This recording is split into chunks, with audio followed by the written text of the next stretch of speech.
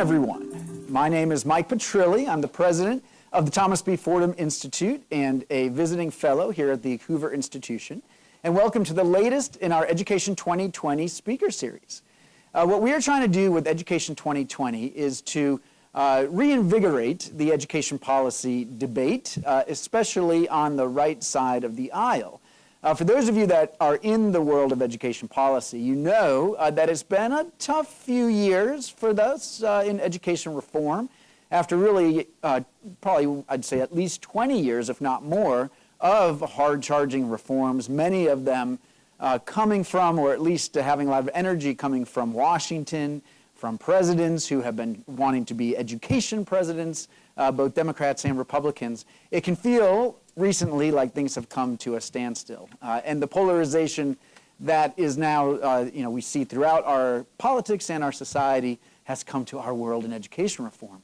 So we thought it was a good time to step back and try to bring in some new ideas and fresh thinking. And so we went out looking for some of the best thinkers in social policy, people who don't necessarily do education policy for a living, but think about things tangential to education, and to ask them to come in and give us their thoughts on what we need to do going forward. And it's been an amazing series. I think we have this event and then two more for to go. I think that means we've done 8 or 9 so far. All of this is going to be turned into a book that'll come out in 2020, and it's been really exciting. And we've touched on lots of different issues, but certainly character and virtue, civics and patriotism, individual responsibility. These are some themes that have come up quite a bit. And we've got another great one for you today. So the way we've been doing these, it's really a double header. I will moderate the first session, and then Checker, my colleague Checker Finn, will moderate the second. But I get the honor of introducing and then moderating a conversation with Arthur Brooks. And I've been really looking forward to this. Arthur is really one of my heroes in think tankery and in the world of scholarship and in his role as being a public intellectual. And I will say in his sartorial style, I like the electric blue, Arthur. I try to do what I can. Later when we're together, you'll get to see our look as twins. Arthur Brooks is, for at least a little bit longer, the president of the American Enterprise Institute, where he has served since 2009. He is also a columnist for the Washington Post. He has a podcast, The Arthur Brooks Show, best-selling author of 11 books. Is that right? Wow, you're almost as prolific as Rick Hess, your colleague in education. Not bad. His latest one is Love Your Enemies, and he also has a new movie out called The Pursuit. Love that Arthur has this ability to be so creative, both in terms of the ideas and also the ways that you get ideas out there. That we don't have to just do the same old, but that we can think about new ways of getting ideas out there. My understanding is that Arthur is off to Harvard in the fall. He's got a joint appointment at the Business School and the Kennedy School. So that should be fun. I think that means you're increasing the number of conservatives on the faculty at Harvard by something like 50%.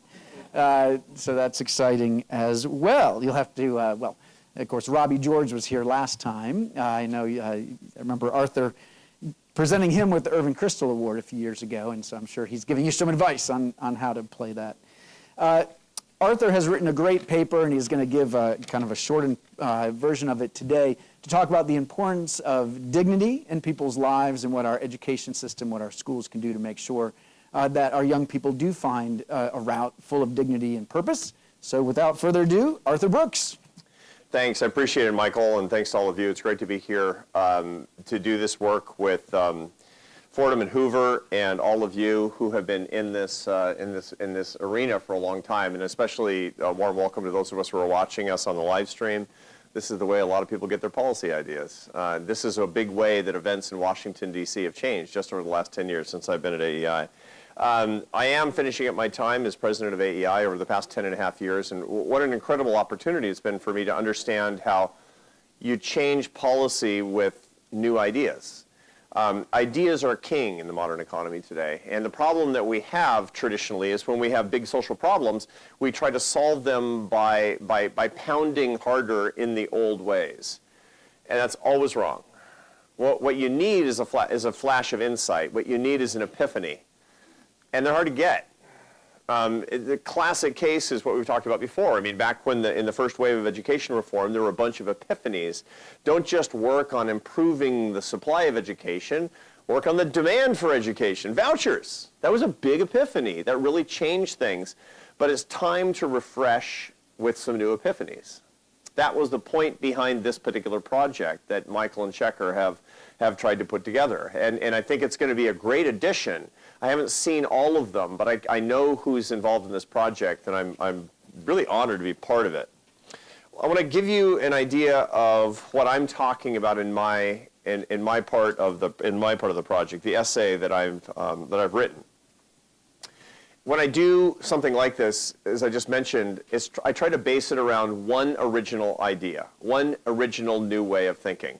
Laundry list essays are not very interesting because what they do is they kind of aggregate what a lot of people have said before, and that's exactly not what Michael and Checker set out to do.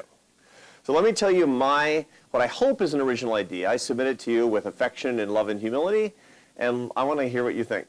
And I'm looking forward to discussing it with Michael. I was thinking about this. I was thinking about how do we redesign education? I mean, and again, I'm not going to come up with, I'm not an education policy specialist. I'm, not really a specialist in anything. I run a think tank. I'm a specialist in, raising money and giving speeches, which is not very distinguished. But I have been involved in the movement for a long time, and I care about it an awful lot. And I was thinking to myself, what are we doing wrong? And as I was thinking about this, I had an experience that actually gave me the insight that I try to use in this particular essay. And here's the experience that I had. I was listening to a speech by somebody I admire very much, who passed away about 4 years ago. It was Cardinal Francis George, who was the Archbishop of the Archdiocese of Chicago. He was the leading intellectual in the American Catholic Church. So when Cardinal George spoke, we American Catholics, we listen. He was a controversial guy, but he was like the smartest guy in the church, always full of ideas. And so I was listening, and in this particular speech I was especially interested in because he was actually giving a fundraising pitch. That's what I do for a living. I have to raise, with my colleagues, $50 million a year. So if I can make that easier in any way, I'm going to do it. This guy was a master. He could get anybody to give money to anything. And he was pitching his richest donors to support education on the south side of Chicago, right? He was getting rich people to give money for education for poor people. Here's what he said. He said, the poor need you to pull them out of poverty. And then he said, pretty standard stuff. And then he said, and you need the poor to keep you out of hell. And I thought, gutsy move, Your Eminence. I'm definitely not using that to raise money for AEI. But here's the insight, because I thought about it later. I thought to myself, do we need poor people? I mean, I know we do morally. I got it. I wasn't raised by wolves. But to what extent do we show that we need poor people in this country? Do we act like it? How long would it take, many of us here in this room live in Washington, D.C., how long would it take you to know that all of the poor people in this city had disappeared? Month? A year? How much do you interact with poor people? How much do you need people who are actually in poverty? Now, why am I bringing that up? Because this is about schools and education and not about poverty. Poverty is something I've done a lot of work in, but why am I thinking about this in the context of education? Because in point of fact, when we have non-interdependent lives, when we don't need certain sections of the population, we attenuate the dignity of people. Dignity depends on being needed. I have, my kids are 21, 19, and 16, and they don't like me all the time, but they need me. And that is the source of my dignity. That is something that gives me a sense of purpose in my life. That's what that little insight gave me. So I was thinking about this. I was rolling it around in my head. And I was doing a lot of field work at the time when this was going on. Because one of the things that I've learned, just for one more quick Catholic reference, if you won't mind, when Pope Francis was here in 2013 in his triumphant East Coast tour, he gave a homily here in Washington, D.C. at St. Matthew's Cathedral. It was for all of the bishops. So there were no lay people invited, just a whole church full of bishops. But it was broadcast and translated. And in his homily, he said to the bishops, the shepherd needs to smell like the sheep. I thought, that's great advice, because these guys are pretty bureaucratic, and this is a big problem in the Catholic Church, is they're too far away from the sheep, and I'm a sheep, right? Then I thought, yeah, I'm kind of a shepherd. I run the American Enterprise Institute. I'm a shepherd. Do I smell like the sheep? Am I getting close to the people that I'm talking about? Do I know students? Do I know people who are affected by Obamacare? Am I actually out there? So I started doing a lot more field work. And now I'm getting back to the point that I just made about being needed, because as I was doing this, I was hanging out a lot with this group that I was writing about and trying to understand in New York City called the Doe Fund. And it's actually a homeless shelter for men. The hard cases, they're not, just the unfortunates in our society. These are guys who've been drug and alcohol addicted, they've been in prison, they've committed major crimes, they've abandoned their families typically, or estranged from their families, and they're guys. So it's like, these are the hardest cases. These are the people that can't be reformed. And this organization has incredible results of getting people off the streets, keeping them out of jail, keeping them off of drugs, and getting them into permanent work. Incredible. And they have one secret, which is work. Work works for all of us. Work brings purpose. Work brings meaning. And so I was hanging out with these guys and trying to understand why it's so important. Like, I kind of know, but I want to hear it in their words. So I met a guy. His name is Richard Norat. He had been in prison for 22 years when I met him for murder. And he got out. He got a second chance. And 9 months in is when I'm interviewing him for a book. And I asked him, I didn't know what it's sort of awkward, when you talk to a guy who's been in prison for 22 years, and he's a very different set of experiences than I've had. And so I didn't know what to say. So, Richard, how's your life going? It's a stupid question. And he says, I'll show you how my life is going. He pulls out his iPhone, which is, I'm thinking, that's not the secret of happiness.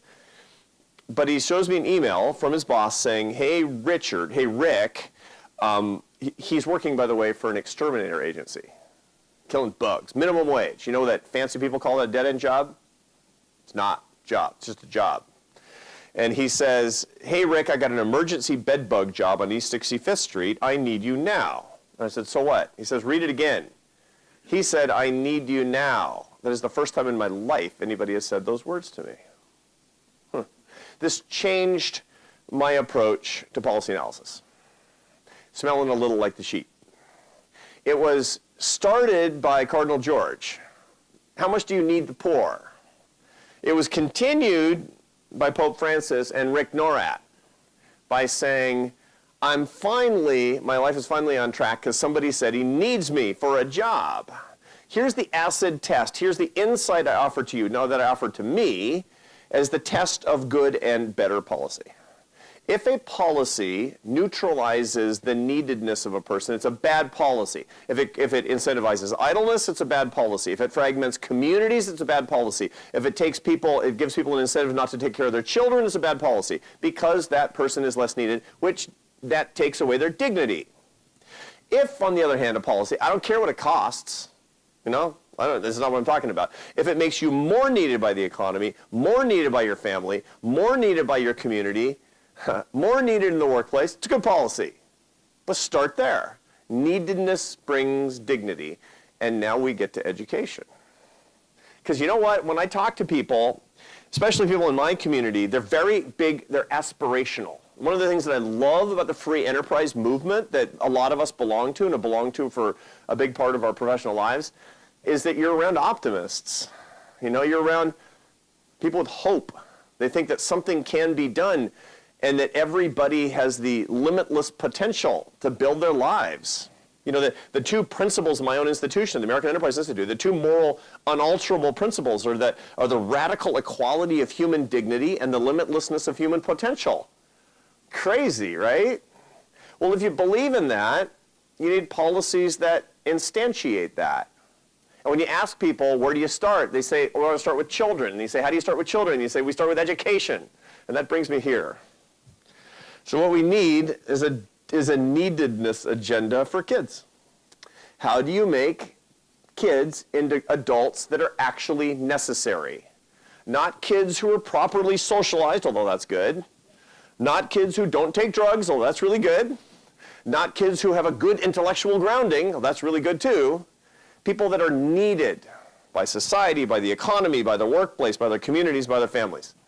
How do you make them necessary? That will bring dignity, that will bring success, and it is morally ordered because that's what we believe. That's my central insight. Now, of course, my essay goes into details about how I think we can do it, but they're not as good as the details that a lot of you are going to have. Why? Because you know K through 12 education policy better than I do. You just do.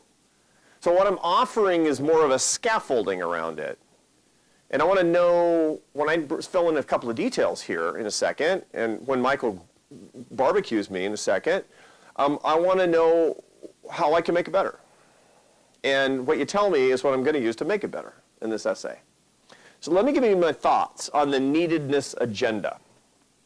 You know, it's funny when you talk to really modern, really modern policy analysts, one of the key things that comes up, I spend a lot of my time in Northern California, not just because the climate is nice, but also because there's a lot of philanthropy out there, and you know, you've got to pay the bills. And when you talk to modern people with a utopian worldview about how everything can get better, they always come up with policy ideas like the universal basic income, right? Everybody loves that UBI thing, right? That is the classic, I'm not going to make you needed policy, right? I want to make sure that you know you're not needed. How? I'm going to write you a pure, straight-out check for breathing, right? That's what I'm going to do. That is a bad policy for that reason. Like my closest colleague, the person I admire so much, Charles Murray, he disagrees with me totally. Totally disagrees with me on this. But I think I'm right on this one. Because neededness is the key. It's what unlocks the potential in our hearts. It makes us fully alive. St. Irenaeus in the year 392 or whatever said, the glory of God is a man fully alive, right? Take out the theology if you're not traditionally religious. You want to be fully alive? You got to be necessary. UBI doesn't get it done. St. Irenaeus, alive today, would not say, the glory of God is a universal basic income. 0% chance. So I want things that are not like the universal basic income. So I'll ask people, okay, well, so what do I do for young people so that they'll be really, really needed? And here's the next big one that I get. College for all. College for all, right? I hear it all the time, right? And if you're really, really lefty about it, it'll be like free college for all. And if you're not really, really lefty about it, it's like not quite free college for all. It's actually not that far apart, these two agendas. It's just financing. It's just like spreading the dollars around. I hate that too. I don't like that at all. And there are a bunch of reasons I don't like that. To start with the fact that it's a regressive policy that's really helpful to rich people and is paid for socially by poor people. And I don't like policies that take from the poor and give it to the rich. I don't like a higher ed, reverse Robin Hood kind of policy. I think it's a dumb policy. I think it's unfair. I think it's not very American. And it kind of offends me, frankly. But that's not the only reason I dislike it. Another reason I dislike it is because there's very little mounting evidence that college is that great for labor markets. Now, you can trash colleges for that. I'm an academic, right? So nobody can beat me in slamming colleges, right? You could say that, they don't teach the right stuff. They're getting people ready for, boutique sort of hothouse ideas. Stephanie Stanford is here, and we've talked about this a million times. So, yeah, all true, right? But we could fix that, right? You could have STEM college for all or something. I mean, you could fix that where they actually have degrees that get you into the labor force. I still don't like it. You want to know why I don't like it? Because it's elitist. That's why I don't like it. I don't want something that says that you're a better person if you're smart enough and you're patient enough to go through 4 years of college. I don't like something that says effectively you're not a grown-up till you're 22. That's nonsense. I think that's wrong. I think that in point of fact, I think that the whole concept of American adolescence is a construction that came from the progressive period. I mean, I think that we should actually start seeing people as adults when they're 14 or 15 years old. That doesn't mean that we should make them drop out of school and work like my grandparents. But, you know, it's crazy the way that we're extending adolescence. Now to 22, then to 26, and then where does it stop? You know that this is not helping human flourishing. College for all isn't right either, but it's on the right track because it's on the neededness agenda. It's human capital accumulation. So let me think about that a little bit more and think what I do like, because, you know, talking about things I don't like is not that helpful. To begin with, I would like to start with Stephanie's business. Stephanie's she's responsible for, you know, my kids suffering through the SATs. And that's great, actually, because it's created some uniformity in how we understand the aptitude of kids in a highly non-uniform educational space. But what I'm really keen on at this point is being able to do that and to ascertain the abilities that go well beyond what we're currently testing. And one of the things I talk about in my essay is the new approaches to actually trying to uncover skills like visuospatial skills with standardized testing that would break people into new markets that are not traditionally higher education focused. I got really interested in this because I was talking to a guy, I cited his work in my essay, who said if you just had that one component, visual spatial skills, you'd be sweeping up an extra 20% of people that are highly skilled in mechanical areas, in non-academic engineering fields, who could create tons of value that right now think they're too dumb for college, or they're not adequate for college, or not interested enough for college. And as a result, the levels of education are too low, or they get education in the wrong areas. That makes them frustrated, or it tosses them out and they're not needed, and you know my views on that at this point. And here's where it came home to me. When I had decided, so my oldest child is a junior at Princeton University. It's a nice school, fancy school. And he's doing great, and he loves it, and he wants to go get his PhD and afterward, and he wants to go into the family business. He'll be a fourth generation academic. You know? It's crazy. And my second son said, I don't want to go to college. I said, what? That's never happened before. I didn't finish college till I was 30, but I was really the outlier. He wanted to be a farmer.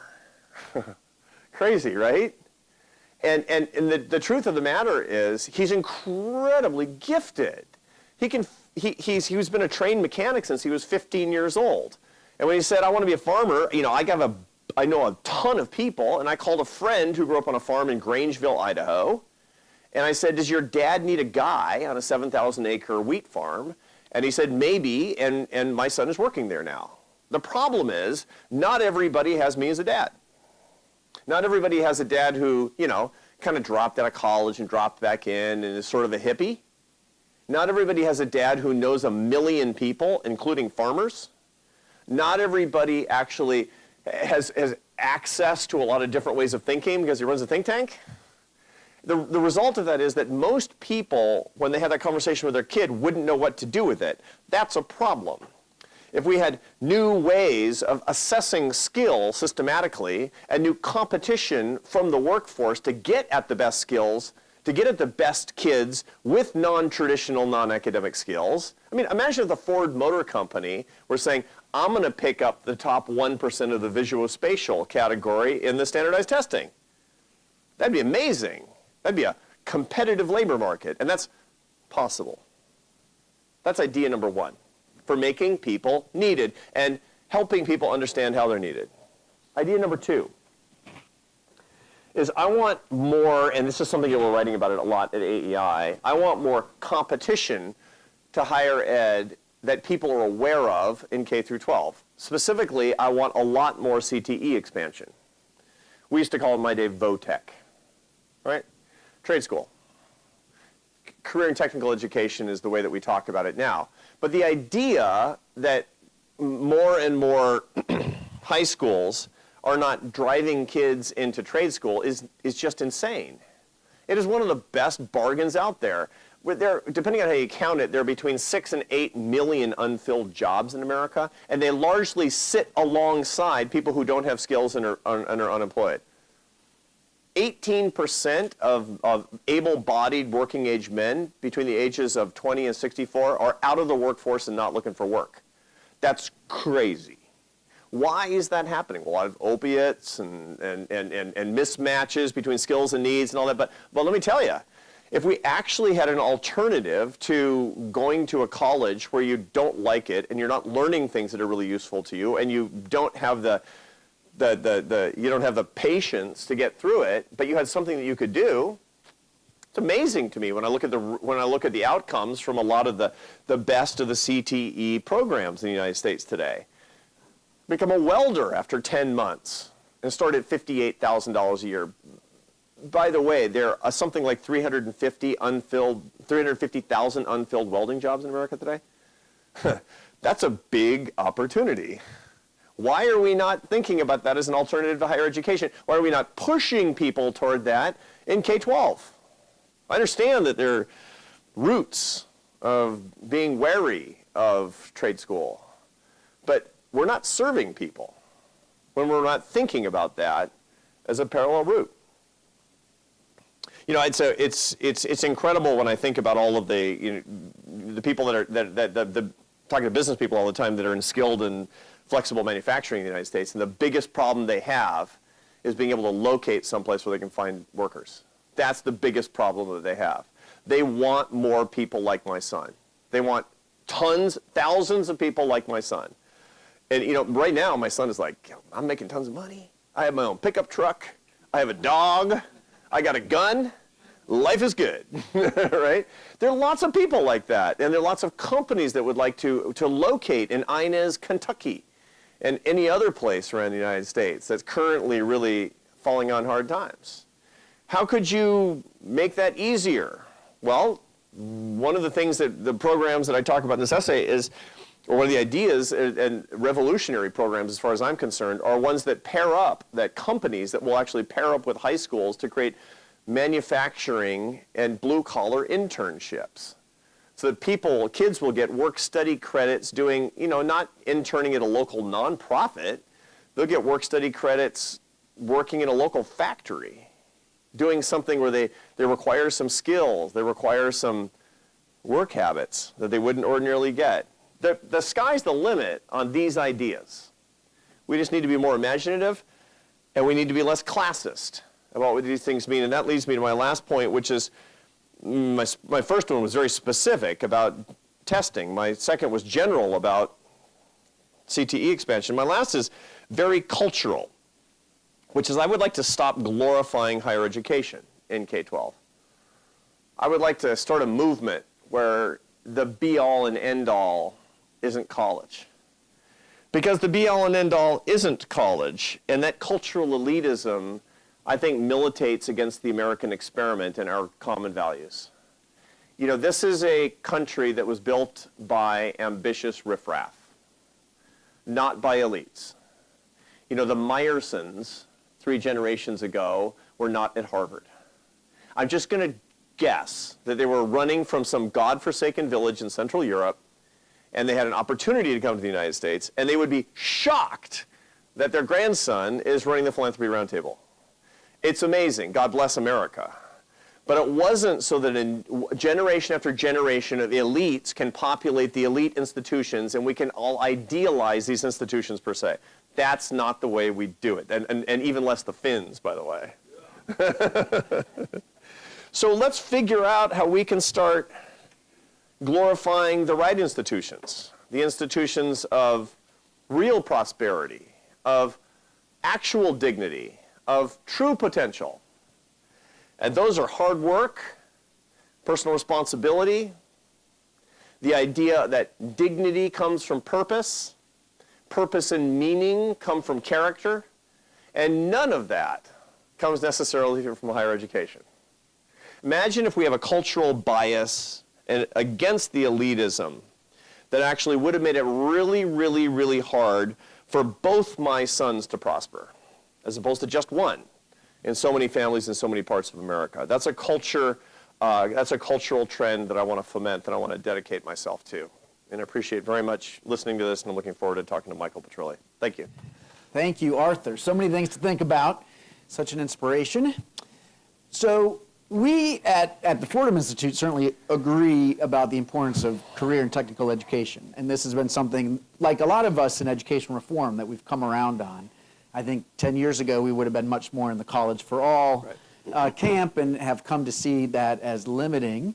But as you just barely kind of touched on, there is this big challenge in that there are big groups in America, especially people of color, especially African Americans, who remember the old VOTEC and remember that it was racist and classist. I remember a story hearing a friend of mine who went to work for Michelle Rhee here in DC. He came in, he was in charge of the high schools. He went around on the first day to see a tour, and he went to one of the schools, I think in Anacostia. They were very proud to show them their career and technical education offerings, and they included shoe shine. You know, this was 12 years ago. And so there is this history that, you know, that there's a lot of sense that some of these programs were not aiming as high as they could. And that if you have you know, everything you said, it sounds right until you say, well, what happens if we are telling young people that they can't? That, well, sure, those kids out in Bethesda are all aiming for elite colleges and are following the Varsity Blues scandal and, you know, pulling their hair out. If they still have hair, you know, but that, you know, but you know, should be okay with the idea that you might be an exterminator someday. You know, you go to the KIPP schools here, a few miles from here, and you'll go to the classrooms, and all the classrooms are named after universities, and everything is college, college, college, and the message that they're trying to send is, yes, you can, and we have high expectations for you, and we believe in you, and we want to challenge you. So feels like, you know, the worry is the message is going to be that, hey, we should be more open to alternatives to college, we shouldn't put this value on it, but let's be real. That's still where upper middle class white people are putting all of their energy. And so if we send that message to, you know, kids of color, kids growing up in poverty, you know, we're consigning them to this. So how do we grapple with that? What should, if KIPP's not going to put names of colleges on their classrooms, what should they put on there? So yeah, so the key problem you're talking about is what they used to call tracking, right? Tracking was you're going to get tracked through toward the vocational track or the higher ed track, and that's as old as the hills. That's not just a racist thing. It's funny, you know, at Princeton University, the average age for an incoming student at the founding of that university was 13. And the reason is because that was contemporaneous with when you'd take an apprenticeship. It was when it was when you were a grown-up. It was when you were going to actually start your career, or at least know what you were about to do with the rest of your life, right? And so tracking is just as old as practically as humanity itself. Unfortunately, it went along racial lines in the United States, and so when we blessedly, when the Civil Rights Revolution changed all that, we threw out a lot of the tracks as well. The problem is we threw out a lot of the opportunities at the same time. Ironically, my son did grow up in Bethesda, and he was the only one from his prep school class that didn't go to college. Maybe he will at some point, by the way. It wouldn't surprise me at all. But he just signed up for another year on the farm, and he's also doing carpentry, and he's just getting better and better, right? So one of the things that it suggests to me, if we really want to militate against cultural elitism, because that's really the problem that we're talking about. If we want to militate against cultural elitism, it's not that everybody should have exposure to higher education opportunities. It's that everybody should have exposure to vocational and technical opportunities. So I wouldn't mind at all seeing an internship or a work ed experience for every single kid in Bethesda, in a factory or on a farm or in a blue collar experience. I'd like them all to get it. Number one, look, if they don't even go into that, they'll have some more appreciation for what it takes to be an electrician. Look, that stuff is unbelievable. I was riding around in the cab of my son's combine. I mean, this kid who, you know, crashed my car, is driving a $500,000 combine. It's like, oh yeah, it's the GPS, and I'll go to 60,000 pounds of wheat in an hour, and I'm thinking, this is very foolish that he's being entrusted to this, right? And yet he's successful. But it was a huge experience for me. I've never done anything like this my whole life, nothing like this. Every high school kid should be exposed. It's awesome. It's so cool. I could do that. I would love to do something like that. I think maybe I wouldn't. But in point of fact, when I was 16 or 17 years old, if I'd gotten a month of that, number one, I'd have a lot more appreciation for it. This would strike a blow against classism. And number two, I bet you 5 or 10 kids from my son's high school class, because you know what? Here's the funny thing. When I'm at like these parents' reunion weekends and all that, they'll kind of sidle up to me, and the other parents will be like, yeah, Junior, he's kind of flunking out of college. How'd you get your kid that farm gig? Mm-hmm. They're jealous. Because they wish that they'd had some opportunity like that. I just got lucky. We just got lucky that my son was really brave and suggested it. So I think that what I would, as opposed to closing down opportunities, I want to find a way to lift up opportunities so that everybody gets the opportunity to see what it's like to be a plumber. And something that's really good, honest work that doesn't require 4 years of higher ed. Yeah. No, I like that a lot. I will say, as I've gotten to know this issue a little bit better, the challenge is, if you want to do a serious career technical education program starting in high school, you've got to really be on grade level. You've got to have the math and the reading and the writing skills, and you can't have had a discipline record. And right. It doesn't make the job any easier No. in grades K to 8. And we're just simply not getting the job done. Not getting the right? job We're not done. getting the job done for kids who want to try that, or for kids going to traditional college prep for a lot of kids out there in Right. America. I just don't think we take it seriously. Yeah. I think we're biased against it, Yeah. as opposed to saying, yeah, this is really, really good that everybody should do it. Right. Let's talk about rural America a little bit. That's been on everyone's minds, much more so than before Right. after the 2016 election. Yeah, you talk about feeling needed, and there's some communities that feel like those of us on the coast look at them and don't feel that we need them. That Right. some of these towns, we work a lot in Ohio. We've got a school that we oversee that's in Appalachian, Ohio, along the Ohio River. I mean, these towns that were there for a reason 100 years ago. And factory towns and coal mining towns, and maybe some people say, well, what's the economic purpose for that town to even exist? Let's face it, those people, their children should move to the cities where there's opportunity, and that's just the fact of life. How do we, if you're in charge of schools out there in Appalachian, Ohio, you're on the school board, how do you think about this? What are you preparing your young people for? Is it to go leave and move to Columbus or move to D.C.? Is that the right way to think about this? That's a big debate inside AEI, believe it or not. And I'm on one side of the debate. It doesn't really matter what I think, because I'm just the president. It's an academic institution, which is to say that the scholars rule. And I would say I'm kind of in a minoritarian opinion on this. They call me a U-Haul conservative. You get what that means. I mean, go where the opportunity is, man. I mean, that's put it on your back and go. That's my view. Now, on the polar opposite, I would say, is Tim Carney, who wrote that fantastic book, Alienated America, it was on the Washington Post bestseller list, and you got to read it. And that talks about how communities of integrity are built around houses of worship, and how the local culture actually should pull people in and make people feel needed. But what we're both arguing about is what's more important, being economically needed or being needed by your community. What we agree on is the essence of dignity coming from being needed. It's just a question of how do you do it geographically, and how do you do it culturally, and how do you do it practically, right? So when I read Tocqueville's kind of dealing with this, because he's like, how is it that Americans are so independent and at the same time so oriented toward their communities? And his answer is because they go where there's stuff to do, and they immediately start forming communities spontaneously. So we take Tocqueville as the exemplar, or as the great idea base for social capital and civil society. But really, the big insight on Tocqueville is putting it on your back and going, and then building your life where you find it, where you find the opportunity. That's why I'm a U-Haul conservative. But that's not happening much anymore. It's not happening anymore. So the question is, why are we demobilizing communities? And there's a bunch of reasons for that. Number one is that I celebrate the fact that we've got a good welfare state. I don't celebrate the fact that it tends to help people but doesn't make them needed. One of the things that a welfare state should do, whether it spends a lot of money or a little, is making sure there's always work for welfare, because that's what help makes people needed. And number two, which actually creates incentives and help for people to go where the opportunities exist.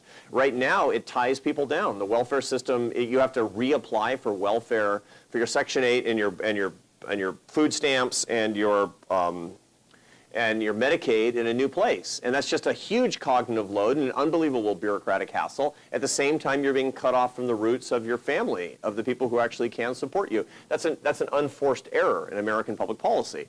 That's one of the ways that we do it. And the last is, quite frankly, we have a degeneration of entrepreneurship in this country. We're more afraid of risk in America than we were in the past. And one of the ways that I measure that is that geographic mobility, the willingness and ability for people to move for work, has been cut by 50% since 1980. Those are Census Department data. You know, people are just not willing to, and this is especially true for people in their 20s and 30s today. The millennials are not very entrepreneurial. I don't want it to be true. How else do I find it, by the way? The ultimate entrepreneurial experience, the willingness and ability to take risk, is in your personal life. And you find that millennials are a third less likely to date, fall in love, and get married and start relationships. The ultimate entrepreneurial thing to do.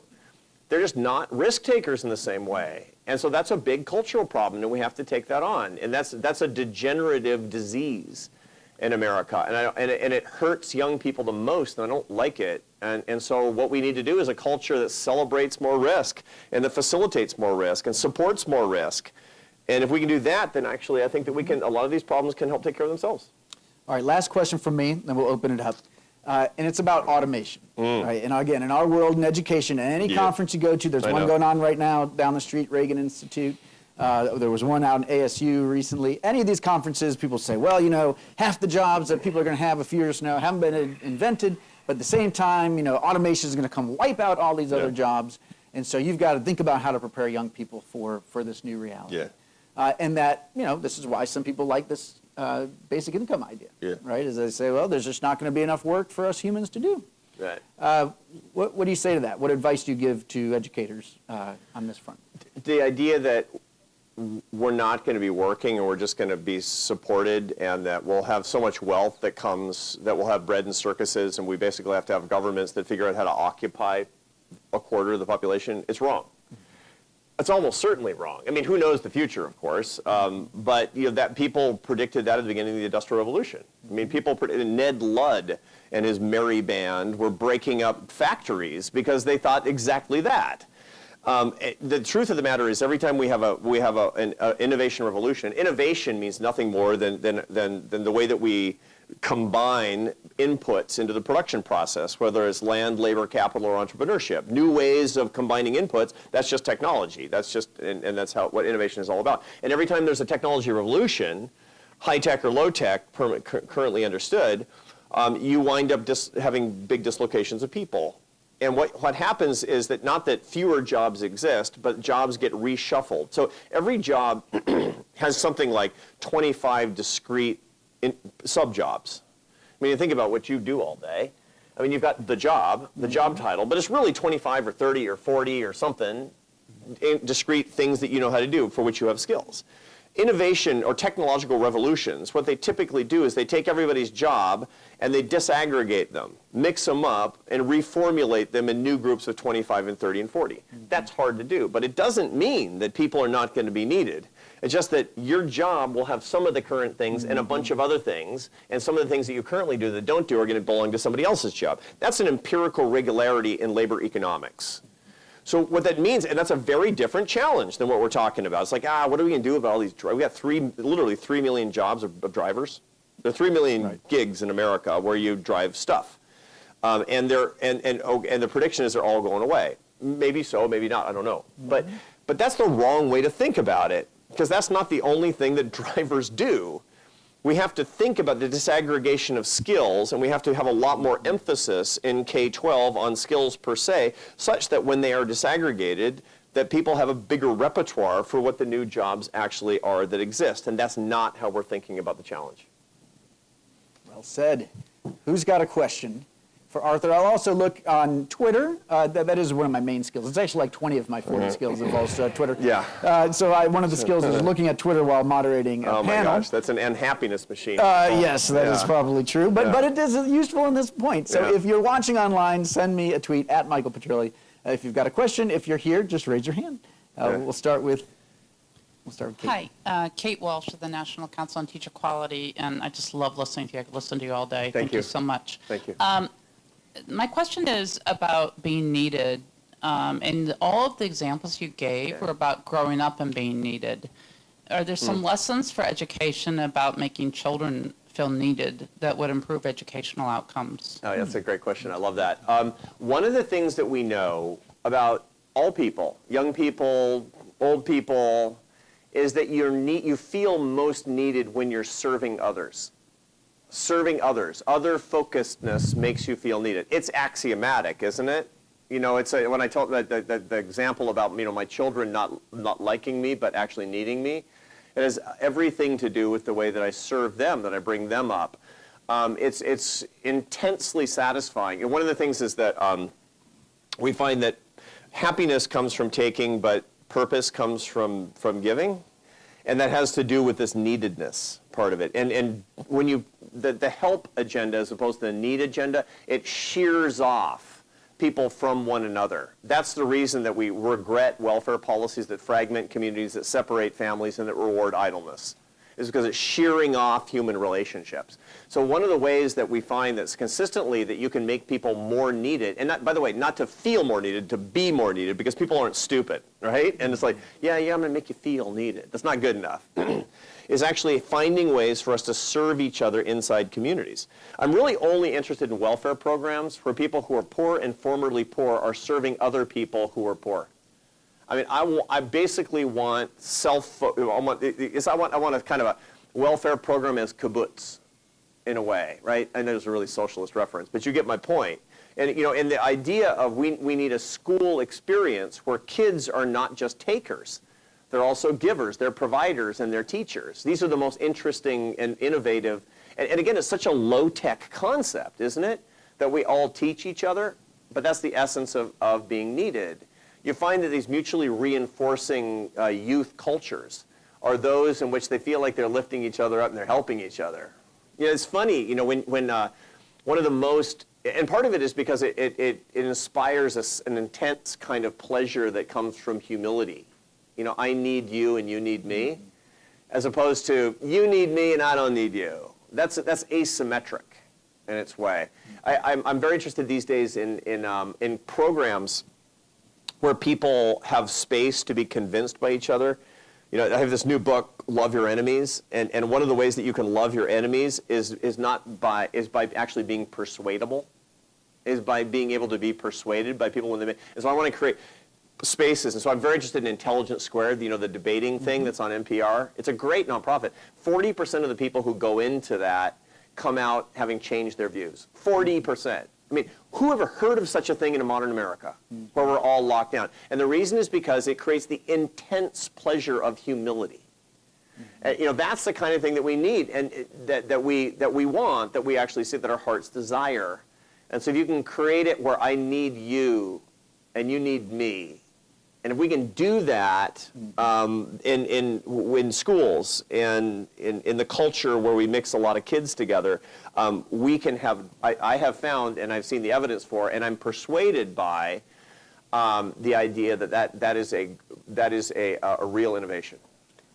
I've argued, as others have, that the one thing American schools do really well, our secret sauce, how we develop the Steve Jobses of the world and others, is the extracurriculars. I mean, that the sports and the band and the theater, and that kids feel needed. Yeah. They got to show up to that. There's game. none of that going on in Europe. There's no extracurricular stuff going on in Europe. Yeah. Right. Wait a minute, you got a sports team after school?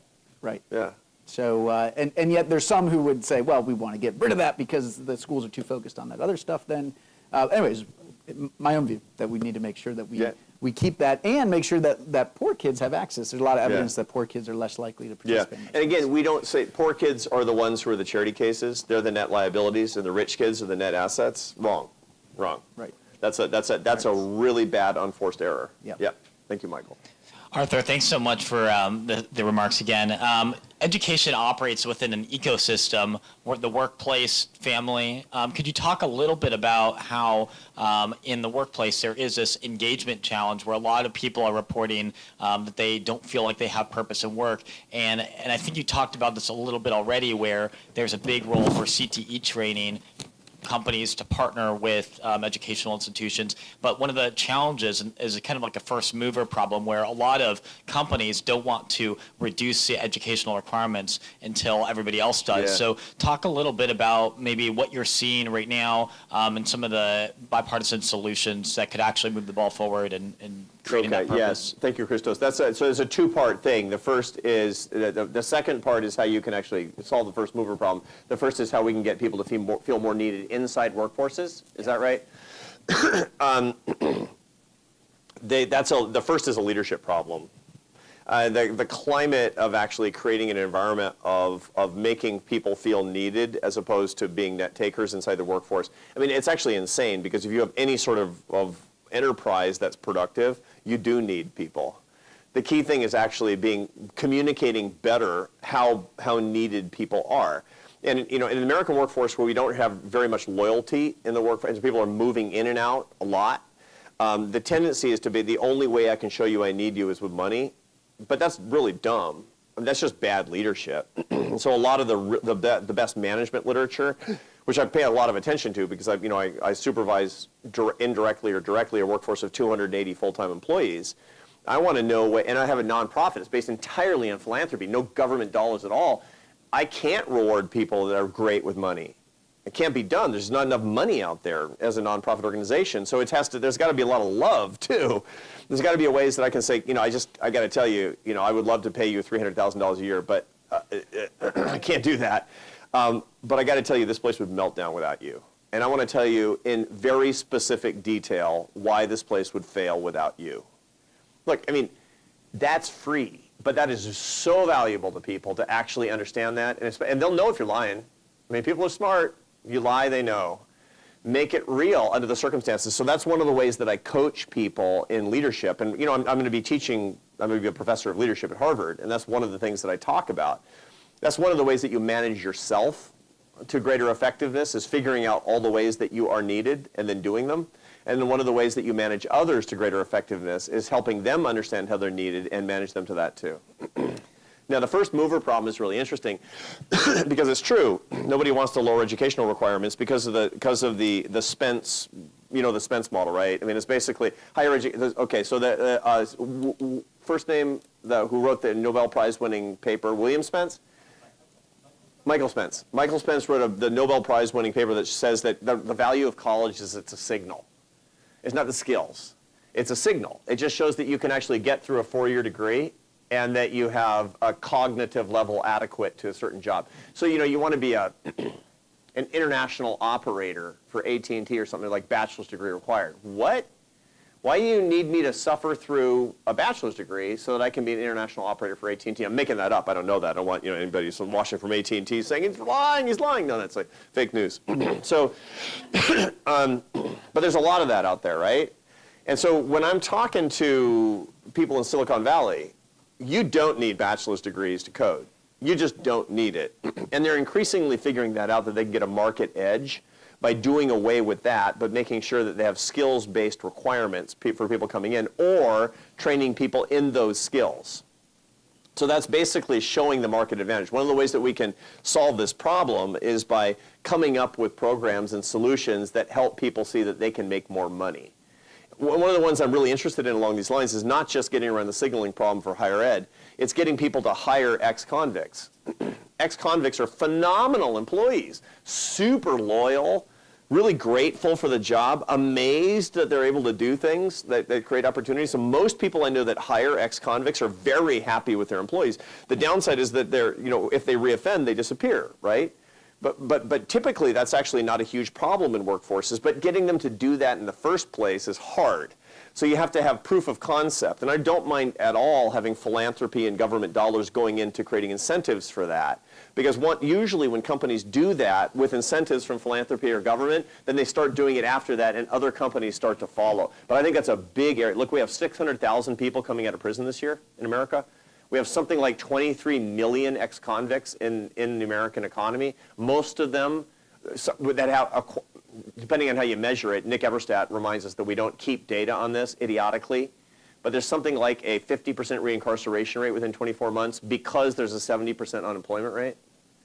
Total societal unforced error, total misuse and misdirection of resources, and a missed opportunity in the workforce. So you can see what I'm talking about here. You get past that first step, the first mover problem, you can actually solve big problems in the American economy as well. Please join me in thanking Arthur for his great comments. Thank you. Thank you. That's right. Good to hear. What's about to happen is worth waiting for. We are back on slightly more familiar K-12 ground with Adam Meyerson and his colleague Adam Kissel, who have jointly written a very good paper on challenges facing civic education as we go forward. I have known Adam, I think, since he had hair. For the entire 21st century, Adam has been at the Philanthropy Roundtable, where I once had the honor of being on the board, and he has been its leader through extraordinary growth and evolution and improvement on so many fronts, including K-12 education, most prominently. Before that, he was at Heritage. He edited their much lamented, no longer existing journal. He worked for the Wall Street Journal. He has done a million different things in journalism, in academia, in philanthropy over the years, and he's been a good friend. To repeat, he and his co-author have done a bang-up job, and without further ado, until I come back up here, take it away, Adam Meyerson. So thank you, Checker, for inviting me and for being a mentor both to me and all of our colleagues and so many of our members at the Philanthropy Roundtable. I want to talk a few minutes about another way that we all need each other, and that is as citizens of a self-governing republic. In 1853, Louisa Bird Cunningham took a boat down the Potomac River and viewed with horror and dismay the dilapidated house of our first president. She wrote her daughter, "If the men of the country won't save Mount Vernon, the women should." More than 160 years later, the Mount Vernon Ladies Association still owns and operates the site, funding it entirely through ticket sales and philanthropy, without a dime of government money. Thanks to the ladies' stewardship, over 85 million people have visited this national treasure and come to better appreciate the leadership of George Washington. Philanthropy has a similar opportunity today to refurbish an entire civic culture in disrepair. Popular understanding of our core constitutional principles has collapsed. Checks and balances, separation of powers, federalism, equal protection of the laws, due process, the protection of minority rights, all forgotten. These principles are fading away from our public discourse and understanding.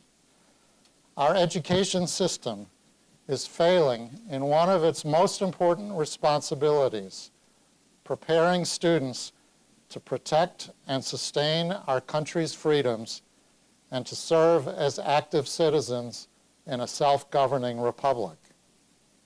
So we all know the grim statistics.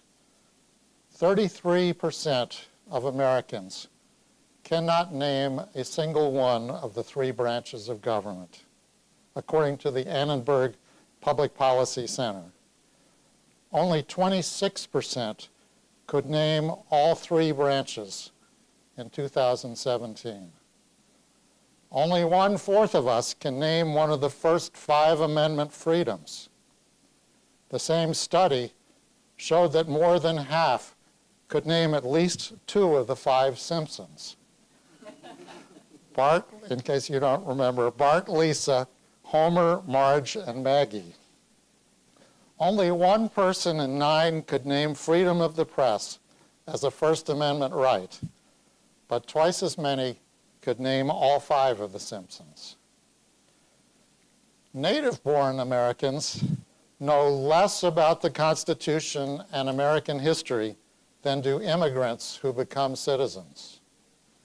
The Woodrow Wilson Foundation recently gave 40,000 Americans the civic portion of the U.S. citizenship test that immigrants have to pass for naturalization. A majority of adults in every state except Vermont failed. This ignorance has also been accompanied by an erosion of the norms that make democracy possible. According to the Knight Gallup poll on free expression on campus, 37% of college students think it is sometimes appropriate to shout down a speaker you disagree with. The media have abandoned the presumption of innocence, so central to the due process rights of the 5th and 14th Amendment. Civics was a staple of public education for most of the 20th century. The Campaign for the Civic Mission of Schools notes that until the 1960s, 3 courses in civics and government were common in American high schools. Civics explored the role of citizens, especially at the local and state levels. Problems of democracy encouraged students to discuss current issues and events, and U.S. government focused on structures and function of government at the national level. But today, the organization argues the civic picture in our schools remains bleak. This is a far cry from Americans' robust civic knowledge in the 19th century. In 1852, Frederick Douglass could say in his famous address, "What to the slave is the 4th of July?" And I quote, "To say now that America was right and England wrong is exceedingly easy. Everyone can say it. The dastard, not less than the noble brave, can flippantly descant on the tyranny of England toward the American colonies. The causes which led to the separation of the colonies from the British Crown have never lacked for a tongue. They have all been taught in your common schools, narrated at your firesides, unfolded from your pulpits, and thundered from your legislative halls, and are as familiar to you as household words. They form the staple of your national poetry and eloquence. Today, little of this is true. Many graduates of elite colleges often struggle to name England as our old adversary.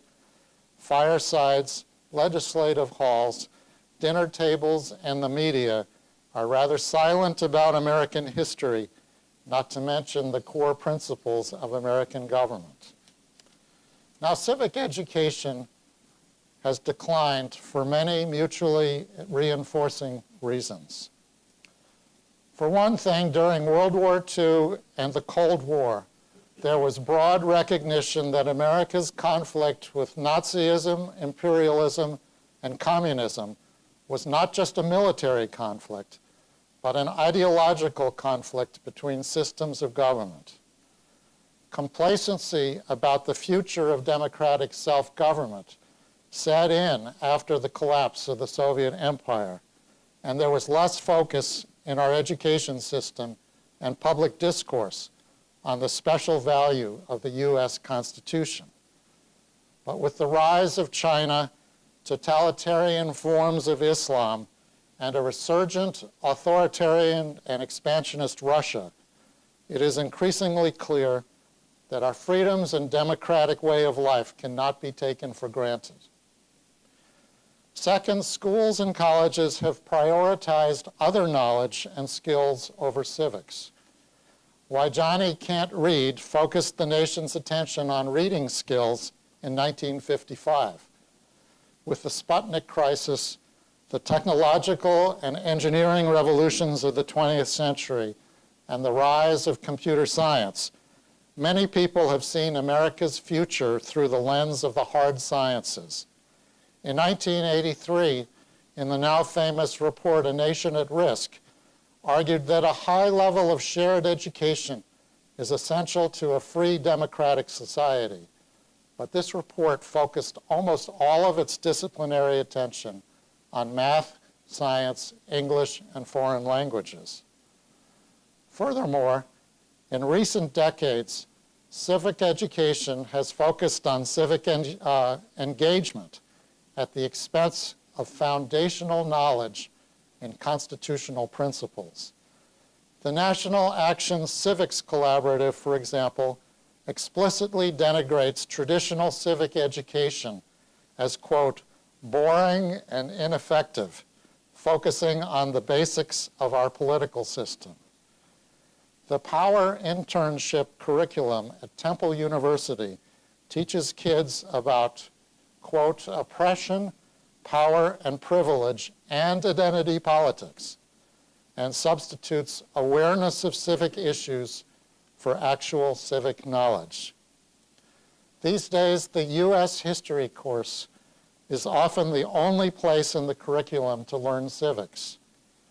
But a survey by Education Week last year found that only 8 states have a year-long civics or government requirement separate from history in their schools, while 28 require half a year and 14 have no separate requirement at all.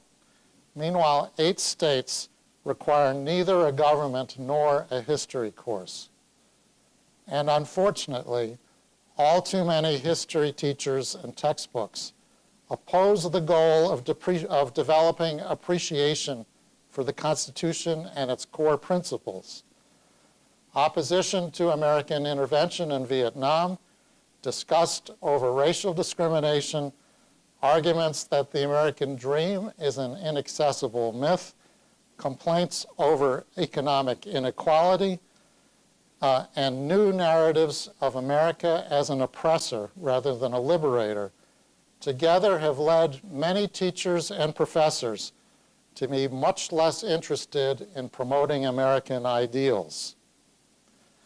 And forgive me, Stephanie, an example of these trends was the changes to the framework of the AP US History exam in 2014. National Association of Scholars President Peter Wood wrote in 2015 that in the new framework, the American Revolution became little more than a replacement of one ruling class by another. Major figures ranging from Benjamin Franklin and James Madison to Martin Luther King Jr. went unmentioned. These changes produced an outcry from many historians, and the College Board listened. Today, the College Board's AP US History framework is much better balanced, and the framework for AP US Government and Politics is strong.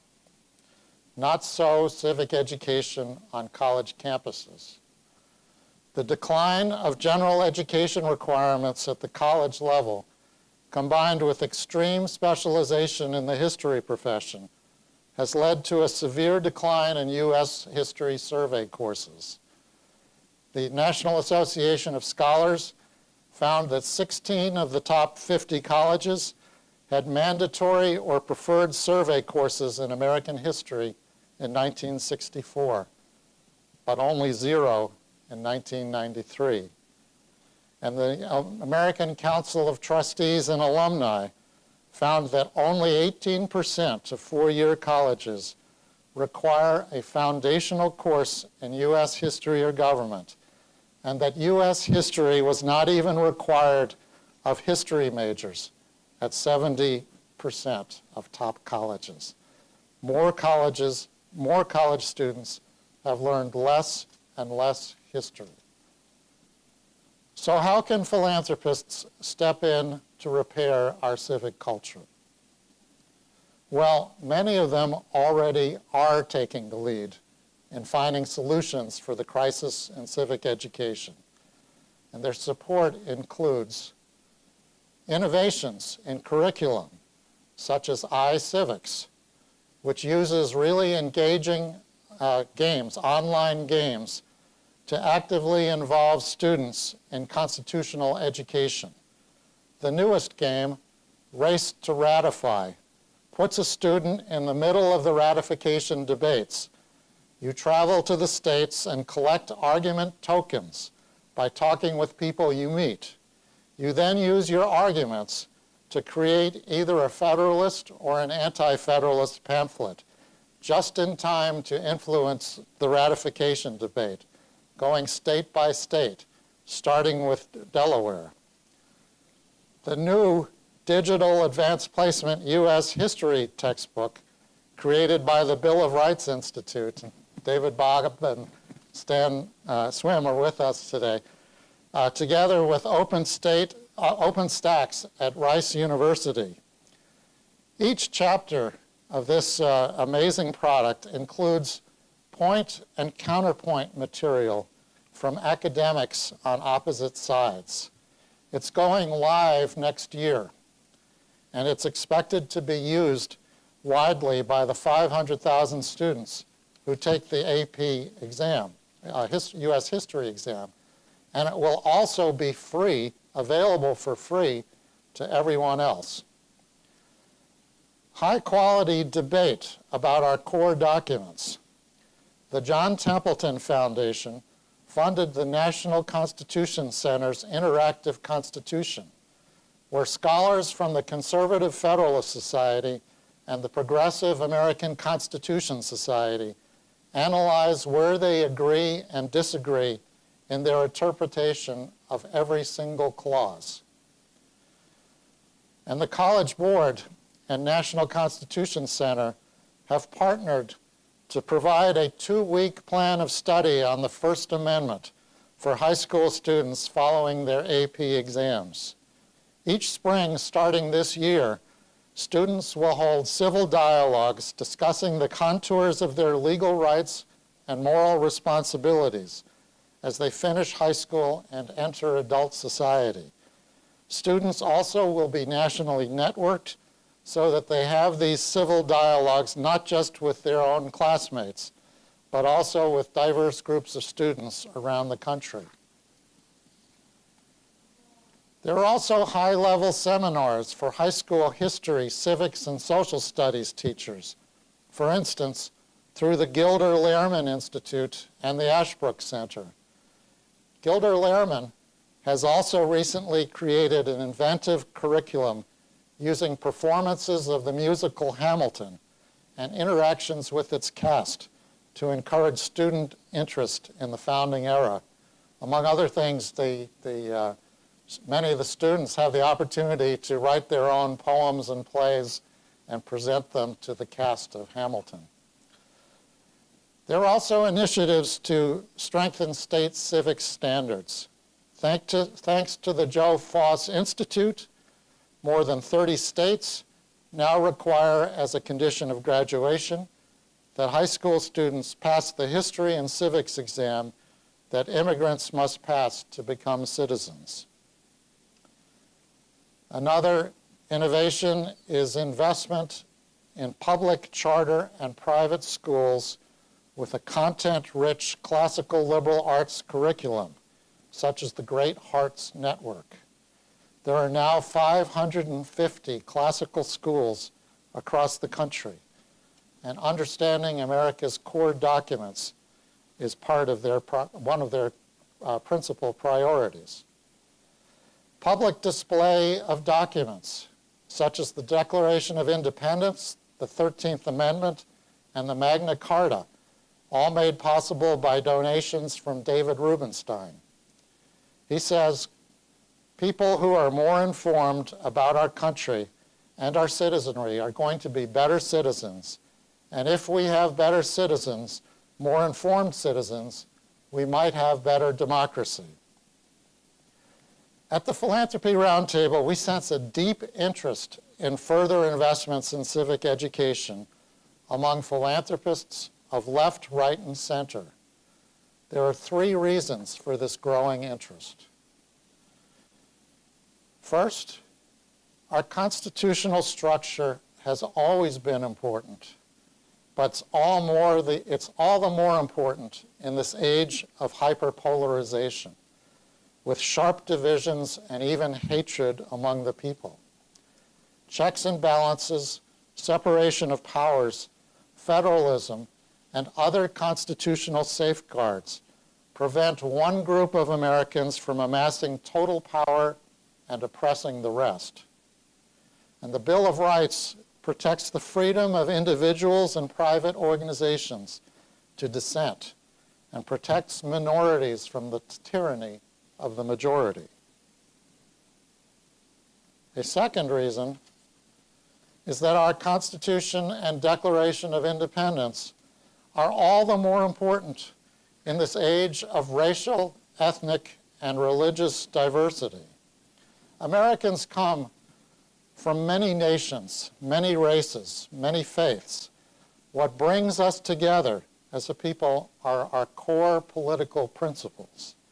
We are defined as Americans not by our ethnicity, but by a common creed, a commitment to the rights of the individual and to popular sovereignty through representative government. If we are to avoid tribal warfare, to love our enemies, as Arthur would say, we need a renewed commitment to the Constitution that makes it possible for people from different backgrounds to govern themselves together. For 230 years, this structure and the amendment process have given more people more freedom and more opportunity than any other political system in the history of the world. The Civil War amendments corrected the terrible injustice of slavery and provided for equal protection under the law. The 19th Amendment guarantees women the right to vote.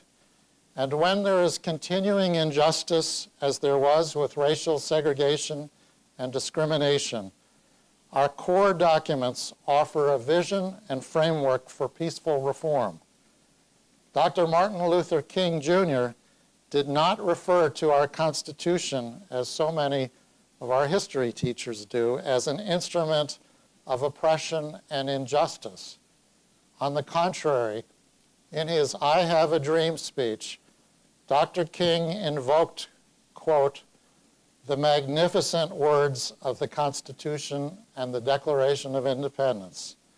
He called them a promissory note that all men, black and white, would be guaranteed the unalienable rights of life, liberty, and the pursuit of happiness.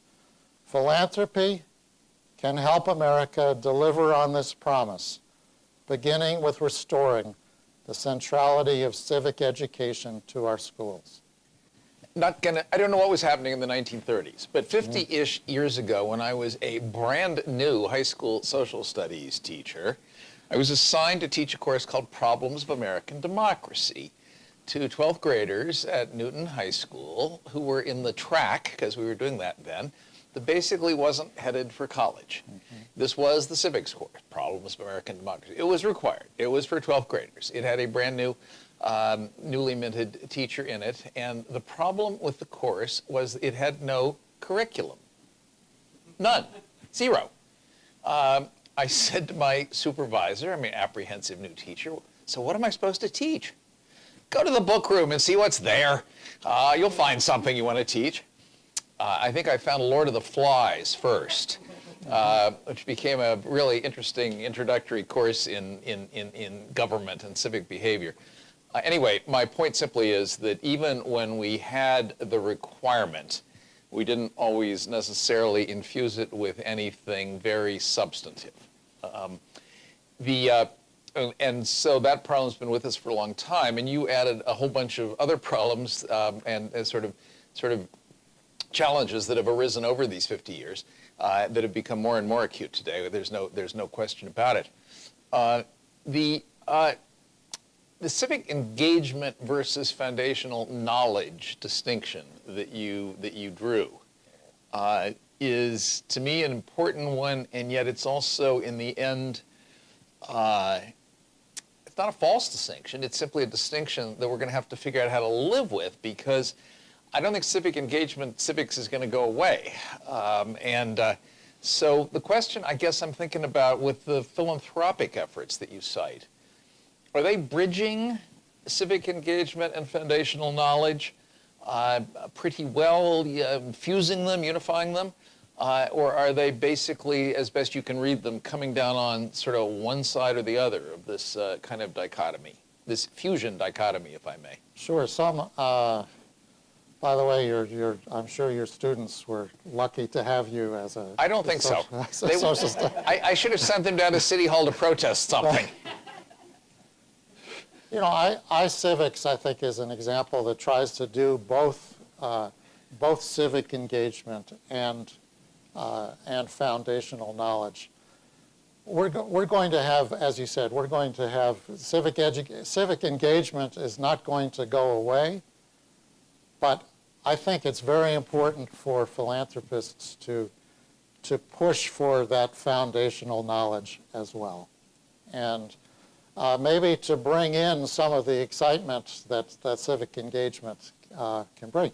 There is thanks in part to philanthropy, a rediscovery of the importance of project-based learning in many schools. Civic engagement fits in that category. It can be very interactive. It can be more fun. It can give a sense of agency to the students, so there's much to recommend. Might even make them feel needed. Might even make them feel needed. So, but it's some of the more effective foundational knowledge programs are bringing that kind of excitement into the classroom and into the discussion of foundational documents. So by engaging people. Engaging people, you have debates about key constitutional principles. Let's say a debate about the 3/5 standard in the Constitution. That's a lively debate that gets at immediate questions regarding is this a fundamentally racist country or not? And so I think there are opportunities to really bring that excitement in. Debate is one of the greatest opportunities to encourage greater knowledge of core documents and at the same time give a sense of engagement. One could also look at many of the current issues that are dominating public conversation. The Electoral College. An old-fashioned idea, yes. That's an old-fashioned idea, but it's up for debate. Yeah. And what is the rationale? Has the rationale for the Electoral College changed? The Second Amendment. Mm-hmm. Very timely subject. Was the president following the Constitution with his emergency powers on the wall? Mm-hmm. So there are ways to combine foundational knowledge with active discussion of contemporary issues. Okay, good, because kids are going to crave that, and they're going to have gotten used to it in their middle school group works and project-based activities, and they're going to be disappointed if they're just confronted in high school, let's say, with a lecturer, or with me assigning Lord of the Flies, for that matter. So philanthropy is never able to do anything, to my knowledge, on as large a scale as government. Government with the $600 billion education industry and so forth. Is philanthropy's role here to supplant, replace, set role model for?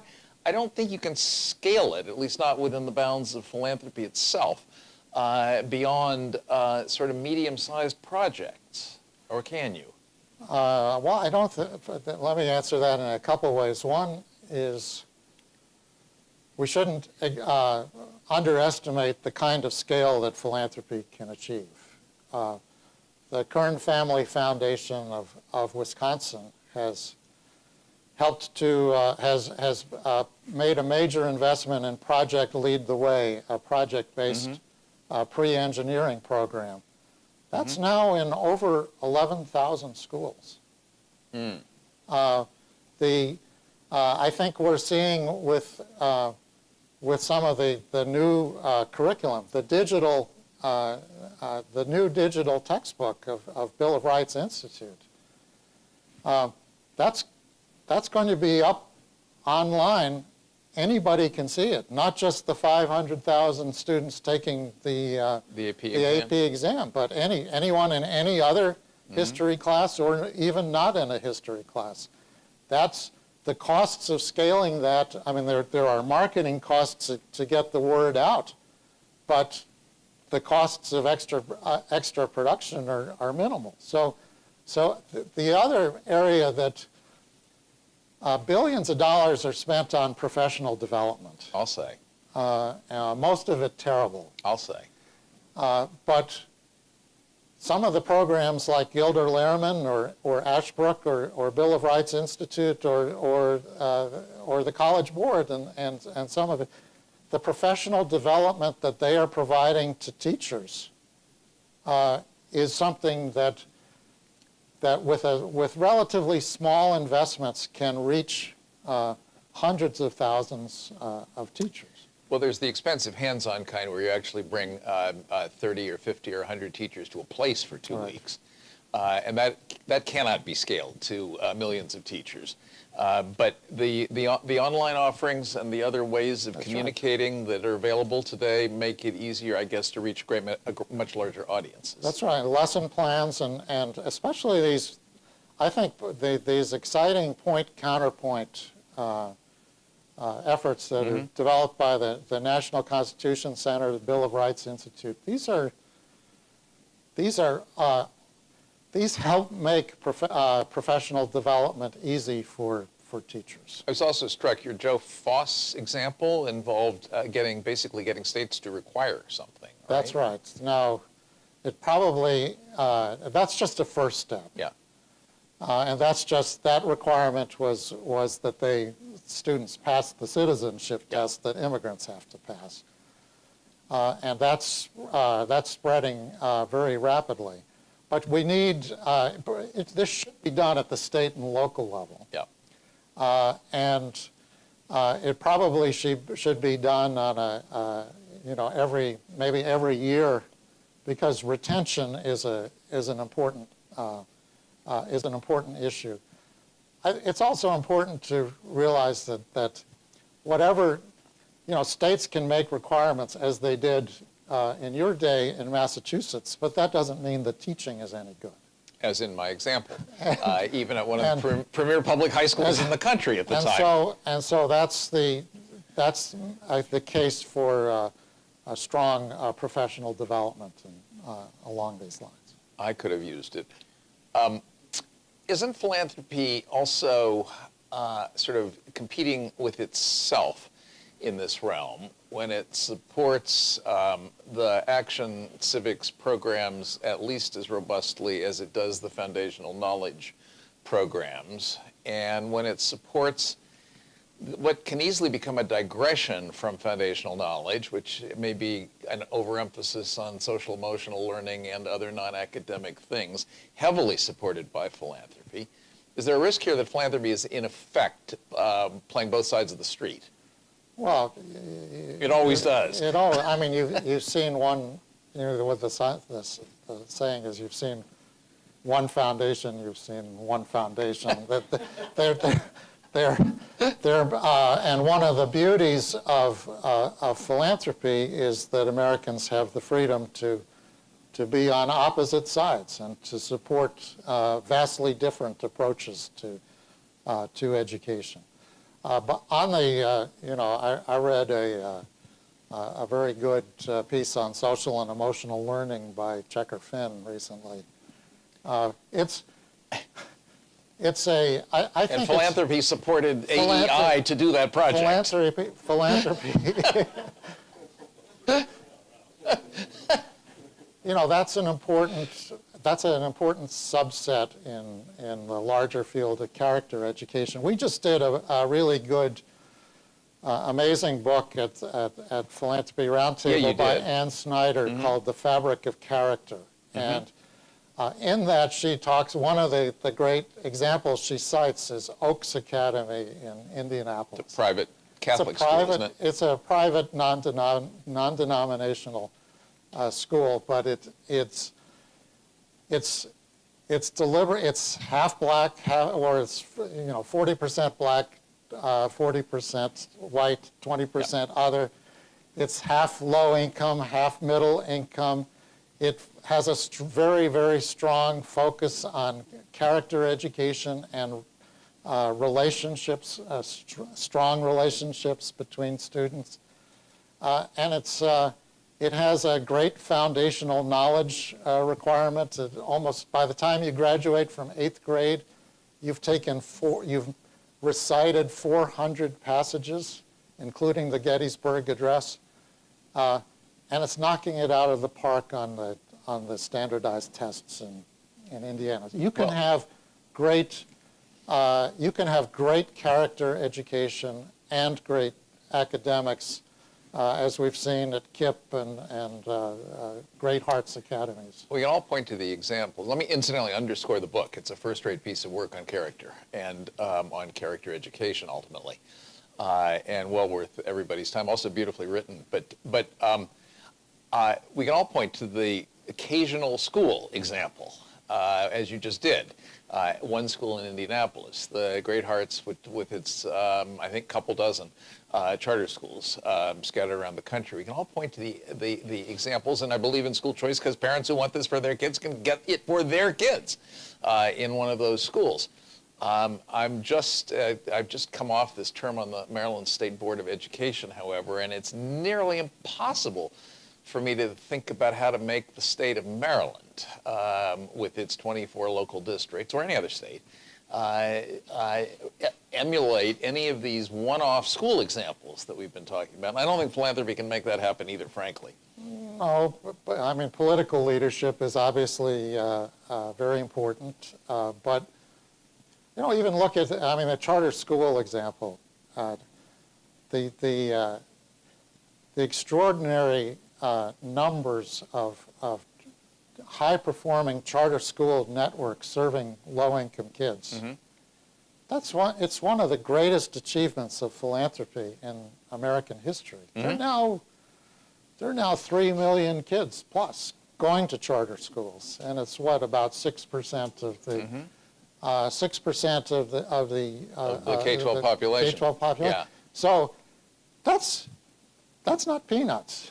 No, not all of those are great charter schools, but hundreds of thousands of students are now going to charter schools and receiving an education that the opportunities they never would have gotten before.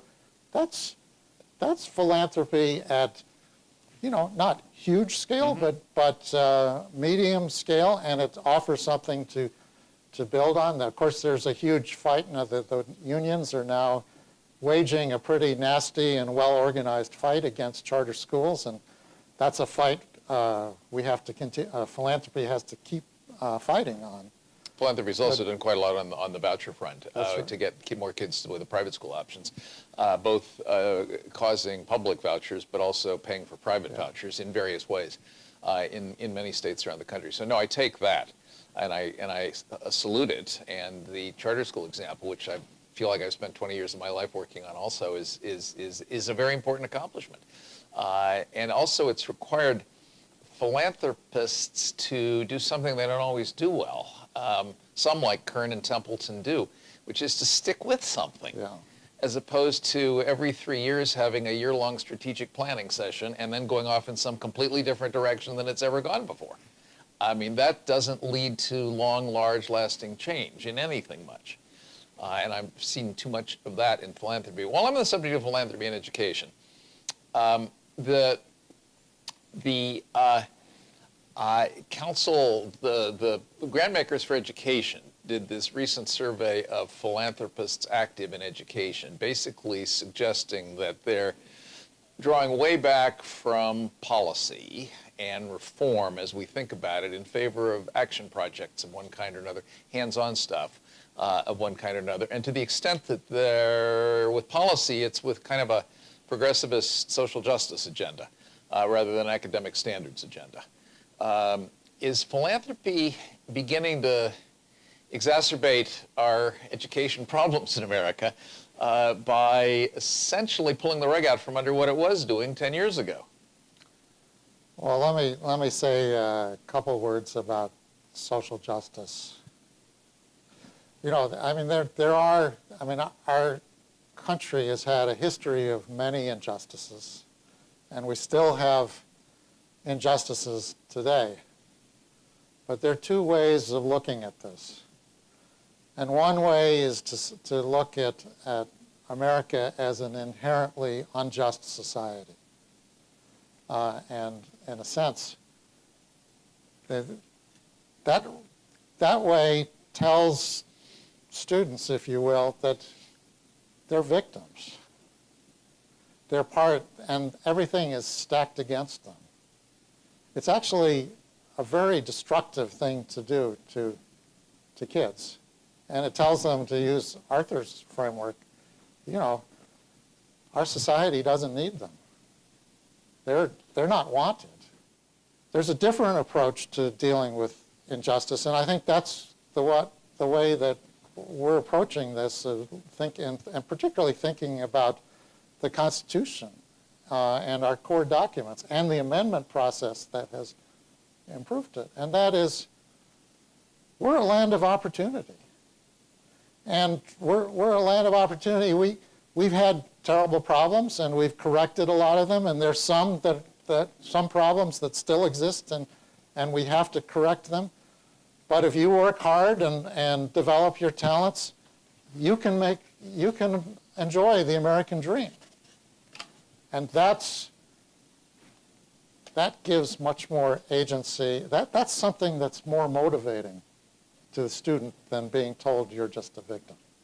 You're not going to get any argument from me on that. We've got a few minutes for folks in the room to invite questions. Unlike Mike, I don't tweet, so I can't look at my phone and see if anybody out in the larger world has questions. So how about people here? Questions for Adam? Hi, my name is Stephanie Lilly. Oh, there you are, Yeah. in the way back. Go ahead. And I do a lot of reading in education reform. There are a lot of trade magazines and online magazines, and there are a lot of organizations that are doing great work with so many different names, and it's hard to keep track. If I was at a school, running a school, and I had a problem, I know that there are a lot of resources out there, but how would I know which ones are the best and which ones are right for me? I mean, there's like mindfulness after school or curriculums or all of this. In the private school arena, there's a clearinghouse, or there's an organization that oversees all of the independent schools, the NAIS, National Association of Independent Schools. But it seems like in the charter school world, it's so spread out that I think it would be hard to find the right resource. And do you think there's ever going to be a moment where could be a clearinghouse for all of these organizations? Well, of course, it depends on the kind of resource you're looking for, because there's so many topics under which you could be looking for resources. If you're looking for an effective math curriculum, you can go to a federal thing called the What Works Clearinghouse and see vetted math curricula that work when properly implemented. If you want information on charter school policy and programs and numbers and statistics and stuff like that, you can go to the National Association of Public Charter Schools, which is the kind of umbrella organization of charter schools. So there's not going to be a single answer to this question that you're asking. I mean, I don't think there is one. That's my question is, I don't think there is one. But for what you're saying, there could be a drop down for math curriculum, then you go to that. Or Yes. for real estate resources, or after school programs, or English curriculum, or, and have drop down Shakespeare or poetry, or you have, more structural governance. Be a long and drop down. There'll be a lot of drop downs, but nonetheless, there'd be one place to go. And there would be less confusion, and there would be more people that would go find the quality. And even if the clearinghouse rated which is the best, like a Consumer Reports kind of way. I mean, it's a complicated thing, but I think right now it's hard. I agree. When it's done here, you buttonhole Susan Sclafani or Catherine Haley and ask their advice about how to pursue this next. They will be helpful to you, more than I am, actually. Quite a lot more than I am. Who else? Thank you very much for both sets of talks. It was terrific, very nourishing. So you talked a couple of times about agency, and this dichotomy right now we have between civic knowledge and either civic engagement or activism. What we're seeing is that a couple of thoughts. One is that there's an order of operations problem. I think what I hear implicit in what you said is you know something and then you go do something. You learn you learn about how your government works and then you go apply. And I think what we're seeing in Action Civics is two things. One is a sense of you don't need to know anything, you just don't need to make your voice heard, or engagement equals activism.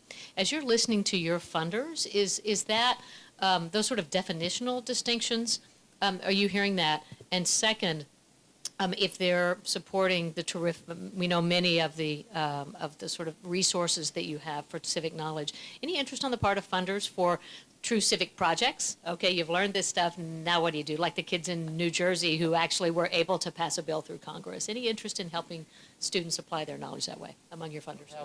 I haven't seen that yet, but I think that's something, I just think that's a great avenue to explore. If you can show kids from the get-go that if you gain this knowledge, you can then apply it. And this program project course will help you do both. I think that's what you're pushing toward. Well, that can be the next generation of the AP American Government course. And the follow-up question is, how will you know if they actually did it? Because it's not actually on the exam, is it? I would tweet at Checker if I could.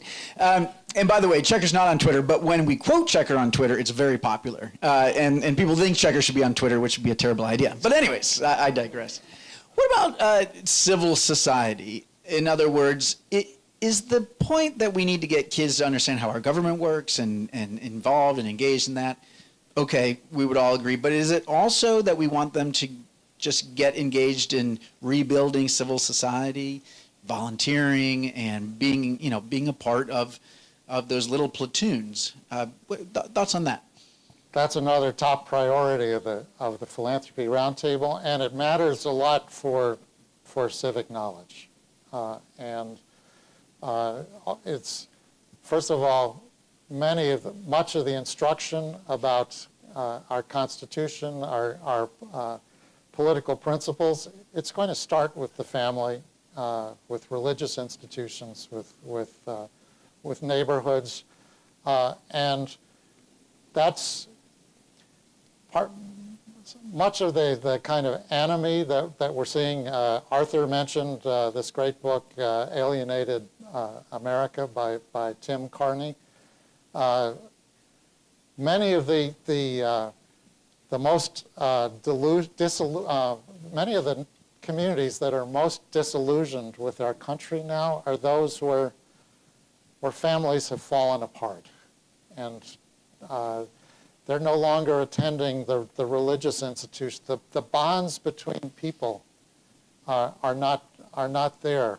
So many of our particular political system is grounded in the dignity of the individual and the dignity of communities. And if you're disconnected from your fellow citizens, you're not going to see the value of that in normal terms, so in normal life. And so it's becomes crucially important. A number of people have said that the single most important democratic institution that we have is the jury, where you're giving, in a sense, you're being evaluated. You know, if you're in danger of having your life and liberty and pursuit of happiness being taken away from you, you should be evaluated by your peers. It's important that we think of each other as peers, and that requires a very strong, that requires more than government. That really has to be grounded in civil society. By the way, being on a jury is an amazing experience in neededness and group projecting. Yeah.